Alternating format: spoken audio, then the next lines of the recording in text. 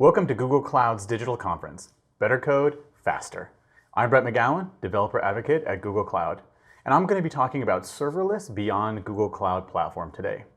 We have Googlers on standby to answer your question live, so click on the icon at the bottom left and ask away. If you want to follow me on Twitter to ask me questions about what you see here today or just other serverless questions in general, at BrettMCG, I would love to hear from you. So to do a quick recap, we are talking about building this serverless hipster e-commerce storefront. We're going to do it all serverlessly.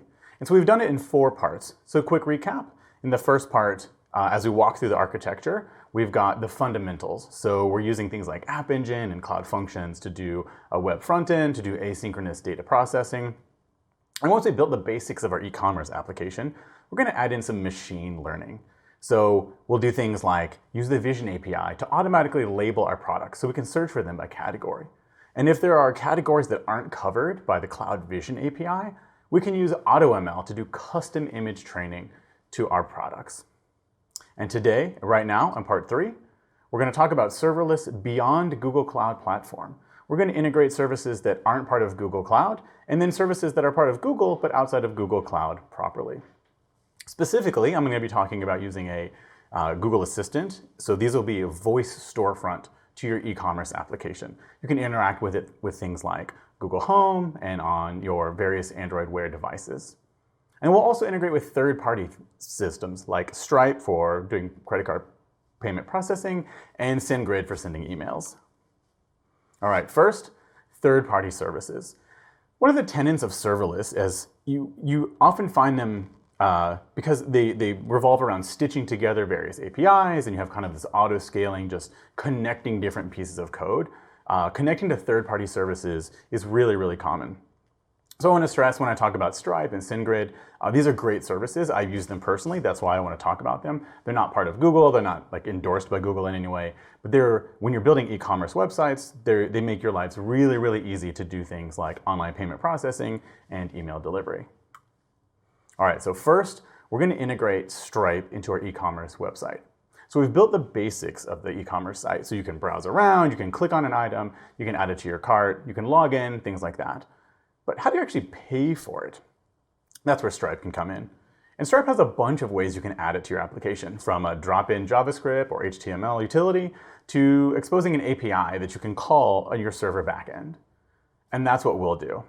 So here's how the e-commerce website looks now. We have the user who's browsing the site, which runs on App Engine, and they decide, I want to make a purchase. So they go through the purchase process. Now App Engine is going to make an HTTP post to Cloud PubSub with a JSON object that looks like this. This represents your order in the database, and it has things like a PubSub topic, the ID of your order, and what is the event that happened. In this case, an order was created. We'll talk about PubSub a lot because it's really flexible and scales really high. It's a great way to integrate different pieces of your application, both within Google Cloud and externally. You see, PubSub, you can use as a queue, you can use a publisher-subscriber mechanism, and it connects via HTTP or gRPC, which means almost any system you have that can talk those languages can talk to PubSub. So for example, I can publish this order to PubSub, and my front end is done. It doesn't need to know, is it a Google Cloud technology in the background that's processing it? Is it some third-party payment processing system? Whatever can talk to HTTP or gRPC can receive a PubSub message. But there's a really nice integration with Cloud Functions. So that's what we'll use. So Cloud Functions will receive this JSON object, decode it, see the order information, take that, call the Stripe API via HTTP. Stripe will take care of processing the credit card, the payment, and all that, return back some value, and then our Cloud Functions will update Firestore accordingly with whatever values to indicate that a payment has been made. Let's take a quick demo. So here's our hipster website. We're selling all these awesome hipster objects like a pocket watch or some film cameras. I like the glasses and flannel combination, so we'll click purchase. And this is going to bring up our front end that's running on App Engine on Python. And you see there's some fields here like address. I'll go ahead and fill this out. 123 Main Street, apartment B, New York 1011. Put in my email address. and a totally real phone number. All right. And then down here, you see we've got credit card information. So none of this is running through Stripe yet. We're going to collect all of this information, put it into a JSON post to PubSub, which our Cloud Function will then pick up and call into Stripe. So let me put in my test credit card number. And zip code. All right, so before I hit pay, I want to walk through what's about to happen. So if we go back to our architecture diagram, we're at this stage in App Engine. I'm about to hit submit. App Engine is going to receive the results of that form post and then make a call to PubSub with a JSON payload, which will then trigger a Cloud Function to do the actual call over to Stripe. So what does it look like? So here's our App Engine code. You can see here it's taking a post on the /charge URL. It's going to do some basic form validation, let me know in a log statement that I'm going to process the payment. Here we have some spans for tracer. We'll get to this in the next section, which revolves around productionizing your serverless workloads and doing tracing and performance. But the important thing is here, we're actually going to publish to PubSub on our payment topic and give it the JSON payload that I just described. Once that happens, we have a Cloud Function that runs, and it's going to pick up from the payload. It's going to extract those values, so the event name, the type, and all that, and it's listening for a specific PubSub topic. Once it sees that, it will just call out to the Stripe API. Stripe will come back with some data. We'll then take that, publish the next step to PubSub to send a confirmation email, which I'll show you in a second. But next, let's actually hit pay and see this in action. All right, it was that easy. So I've gone ahead and had the payment processed by Stripe. And if all things are going well, I actually should have a confirmation email, which I'll explain in a minute how that came about. It actually came about because of SendGrid. So SendGrid, if you've ever had to do email sending, you know it can be a huge pain. So you have to provision a whole fleet of servers, you have to whitelist IP addresses, you have to work with your ISPs to get your reputation up, or you can just sign up for a service like SendGrid, and then it just becomes an API call. So here's what the architecture looked like a second ago. We've got the user who's submitting an order, the App Engine app posts it to PubSub, Cloud Function picks it up, runs, and then calls the Stripe API. Well, was another step, which is how I got the confirmation email, where that Cloud Function, after it processed the payment via Stripe, published a order confirmation message to PubSub. And we had a Cloud Function listening for that, which then took that information, created a confirmation email, and handed it off to SendGrid to do the confirmation email. So you already saw that in action. Let's actually see one more example. Say I've been browsing the Serverless Hipster store, I've added a few items to my cart, but I didn't actually check out. You've probably seen this where you might get an email from a store a week or a month later to say, hey, we noticed you added some things to your cart, but you never actually checked out. Are you still interested in making this purchase? Here's where something like SendGrid combined with Cloud Scheduler could come into play. On the schedule, maybe every 1 week or 1 month, say you've been browsing the Serverless Hipster store, you've added a few items to your cart, maybe a typewriter, maybe a record player, but you didn't actually check out.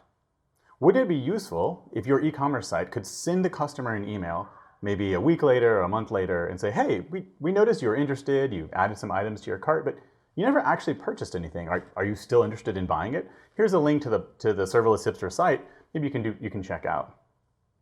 So SendGrid, combined with something like Cloud Scheduler on Google Cloud, can have a recurring job that runs once a day, once a week, once a month, and says, hey, what carts are out there that haven't actually been completed, haven't been checked out, that we might want to email the user and remind them? So here's what an architecture that does that might look like. We've got Cloud Scheduler. We can do recurring cron jobs in the cloud that will invoke over HTTP a Cloud Function. That Cloud Function will then query into Firestore to get a list of what abandoned carts there are, and then extract the email and the cart information and pass that along to SendGrid to send the user a reminder email.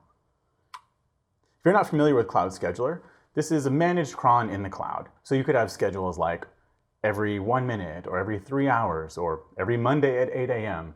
do some action. You could do things like make an HTTP call, publish to PubSub, or invoke something on App Engine. In this case, since we're calling a Cloud Function, we're going to do it over HTTP. Let's take a look. So over here in my project, I've got a function called sendReminder. And because it's triggered over HTTP, Cloud Functions automatically gives us an HTTPS URL to invoke. Now I'll come over here to Cloud Scheduler and set it to run on a schedule. Let's say every 24 hours, I want to look for abandoned carts and invoke this function to email the user. So I'll create a job and I'll say send reminder and frequency every 24 hours. Target over HTTP, and then here's the URL. I'll go ahead and create that. Although for purposes of this demo, we don't want to actually wait 24 hours for this to run, so I'll run it now. But Cloud Schedule would take care of running this every 24 hours automatically to look for an abandoned cart. I don't actually have an abandoned cart yet, so let me go back to the store and add something. Let's say these film cameras. Add those and a record player. All right, so I'll go back to the cart and see that I have it in my cart, but I haven't checked out yet.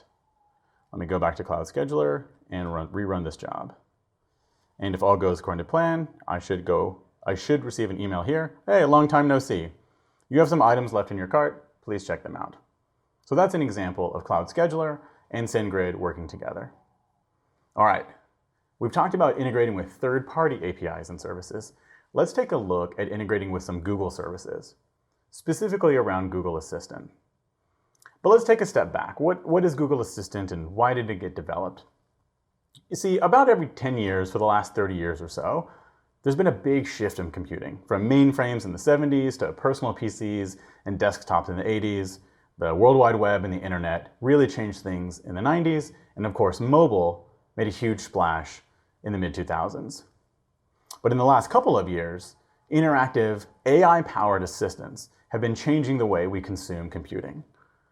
At Google, our digital assistant is called the Google Assistant, and that's what I'll talk about for the next few slides. Google Assistant is incredibly popular and incredibly powerful. There are over 1 million custom actions that people have developed for the Google Assistant to help you do things like get your shopping done, handle your calendar, reach out and communicate to friends and family, a whole wide variety of custom actions. And it's on over 500 million devices, expected to hit over 1 billion devices really soon, from a wide variety of form factors like Android and iOS devices to speakers like the Google Home Mini, on your laptop, an Android Wear on your wrist, in your car, on your television, and much, much more. And it's spread across the globe with over 25 different locations, including multiple specialized languages. And when we talk about the Google Assistant, we think about 3 different pieces. There's the physical hardware. These are things like the smart speaker or the smartphones that have the assistant built in. Then there's the Google Assistant itself.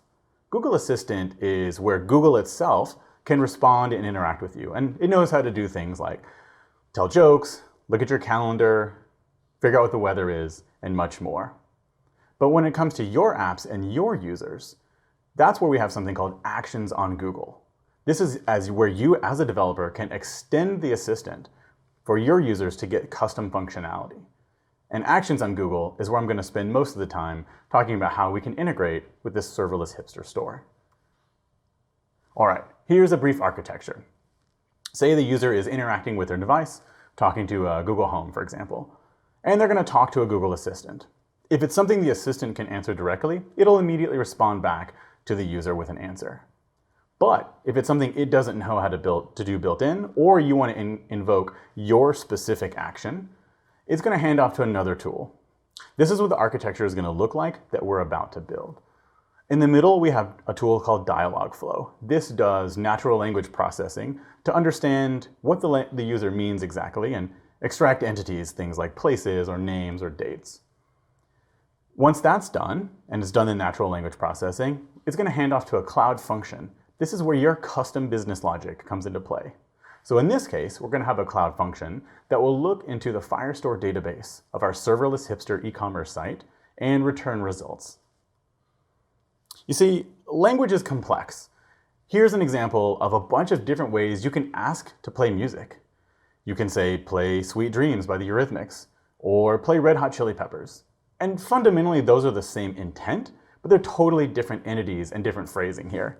In fact, here we've got everything from artists to specific song titles to apps, Google Music, to genres. And if you were to write your own natural language processing code to figure out what all these were, it would take you a long time. And that's where there's a tool like Dialogflow. Now, Dialogflow takes unstructured raw text and turns it into concrete entities and intentions. And Dialogflow is useful beyond just Google Assistant. You can use it to build messenger bots for things like Facebook Messenger or Slack, for Hangouts chat, and so on. So here's some examples. We saw these before, where it was looking at different ways to request you playing music.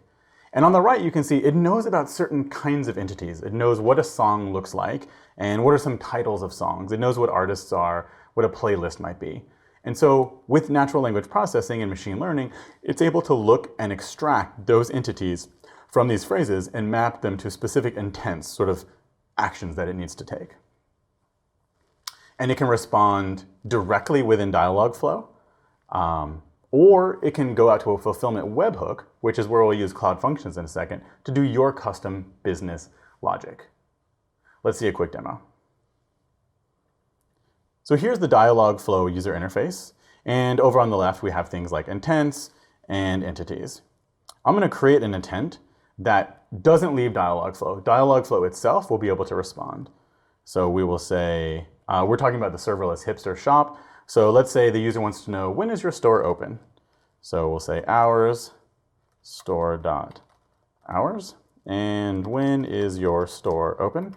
But there are a few other ways you could say this. What are the hours of your store? Or the user could even ask a specific question like, is your store open on Monday? And you know right away Dialogflow recognizes, oh, on Monday, that's a date. And you're probably not looking for the specific phrase on Monday, but you're looking for a more generic version, which is your store open on Tuesday, next Thursday? Is it open on Christmas, for example? And Dialogflow will be able to do that. And I can have it respond directly. So I'll say, if they don't give a date, for example, we're an online store. We're open all the time.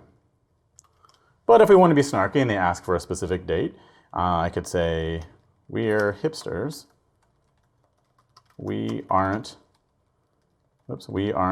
open on, and then I'll give it the date. All right, so I'll go ahead and save that. And let's look at this intention in action. When is your store open? So I'll try it out, and by the default, we're an online store, we're open all the time. But if I say, is your store open on Christmas, and hit enter, you'll see that Dialogflow actually was able to take the phrase on Christmas and make an intelligent extrapolation that, oh, you're actually talking about a specific date, December 25th, 2019. And within my built-in responses here in Dialogflow, it automatically populated that response. So super cool. So now let's take it beyond Dialogflow into actions on Google and do some custom business logic for our serverless hipster e-commerce store. You can do a lot more than just text, verbal back and forth with the Google Assistant, particularly if you have a device like a phone or a smart display that can do visuals. So here we respond not just with words, but a card that has a title and an image and maybe a link if I want to, for example, learn more about the Go language. We could do a list, so if you have several different options for the user to choose from, rather than having them listen as you read one by one the options, you can show it in a list format. Or you can have a carousel where they can scroll side to side and choose from a few different options. And you can even combine them. You could, for example, ask your Google Home device about some information, and it could respond verbally, but it could say, hey, if you want, I can actually send to your phone some more visual information, so you can click on links, look at images, and so forth. So it gives a really rich experience to the user. You can build with an online simulator to test different surfaces, like a smart display or a phone or a Google Home, or you can actually test with a physical device. All right, our last demo, let's take a look at actions on Google. So I have here in Dialogflow some other intents. I have, for example, a category list and a product list. So what I want to do for my category list is I want to say things like, what can I buy? And I want to have Dialogflow hand off to my custom business logic so that I can query Firestore. And we're going to do that with a Google Cloud function. So here I have category list. By default, I'm just going to have it return, here's a list of product categories, just the text. But I actually want to query into Firestore. So here's what that looks like. I'm not going to go deep into the code because we don't have that much time, but just to kind of briefly walk through it as an overview, I'm going to look at all my products collection in Firestore, which let me show you what that looks like really quick. I have products, and it has a collection of these documents, each with this little document ID. And if I click on one, then you can see specific fields. So here's a description, here's a name, the vintage blog machine, has an image that's stored in Google Cloud Storage, and some labels that were generated by the Cloud Vision API. So there's a better way to do this probably, but I'm just going to go get all the products, query them, look at all of their different labels created by the Cloud Vision API, and just concatenate them together and read them back. And it's just going to say, types of products available include, and then I'm just going to join together all the names, all the labels that have been applied to all of my products. So let's see that in action. Go to Dialogflow, and I will say, what can I buy? And so we just walked through my Firestore database, and it has said, watch, typewriter, office equipment, plaid, camera, electronics, record player, and technology. And if I go to my store, it can see that that is because it actually pulled these from the labels that were generated by the Cloud Vision API. So let's do one more. Let's actually take a look at a specific category and return a list of products. So for that, I have an intent called product.list. And here's how a bunch of ways I can invoke it. Look for a typewriter, show me a typewriter, show me electronics, please list electronics, and so forth. So similarly, I'm going to do some querying into Firestore. We don't necessarily need to get into the code, and return back some results for the user. So I'm going to say, look for electronics.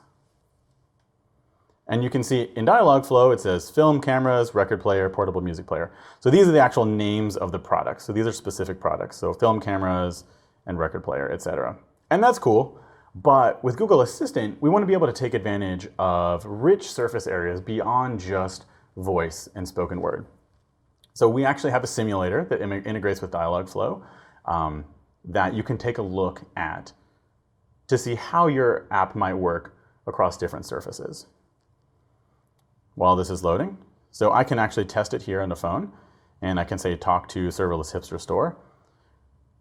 But let's try it on a physical device. So I have a Google Home Mini next to me, and by default, this is automatically deployed to my account. So any device that I'm signed onto with my account, I will be able to talk to and interact with my development application. So, hey Google, talk to Serverless Hipster Store. All right, let's get the test version of Serverless Hipster Store. Welcome to the Serverless Hipster Store.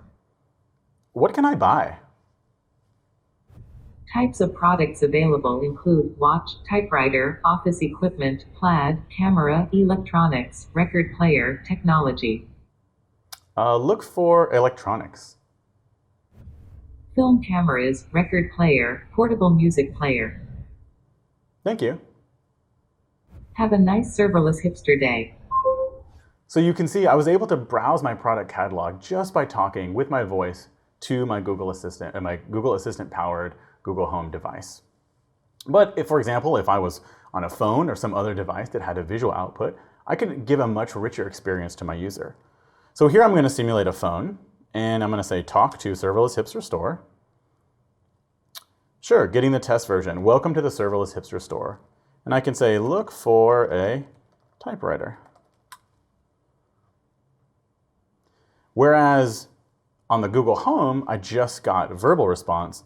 On the simulated phone, you see I actually get lists with with graphics, imagery, description, and I can actually click on one of these, and on my phone, it would actually take me straight to the Serverless Hipster Store page where I could fill out my purchase information and check out. So really, really cool. So here we've got our vintage blog machine. This is how they did blogs in the old days. And there's actually a whole workflow around payments and carts and transactions and billing, which we don't have time to get into. But if you're building an online storefront, it's a really great way to have Google take care of things like payments and receipts and identity management. If you're interested in more, you can go to developers.google.com/actions. If you're interested more in just serverless in general on Google Cloud, you can go to cloud.google.com/serverless. Or you can always find me on Twitter at @BrettMCG. I hope you build some amazing things using Action on Google and Google Cloud so that your users can order their own vintage blogging platform. Thanks for checking us out. If you want to learn more, you can go to cloud.google.com/serverless or developers.google.com/action. As always, you can follow me on Twitter at @BrettMCG. Thank you for joining us today. Please stay tuned for the next session, Serverless in Production, Security, Reliability, and Monitoring. We hope you enjoy the conference.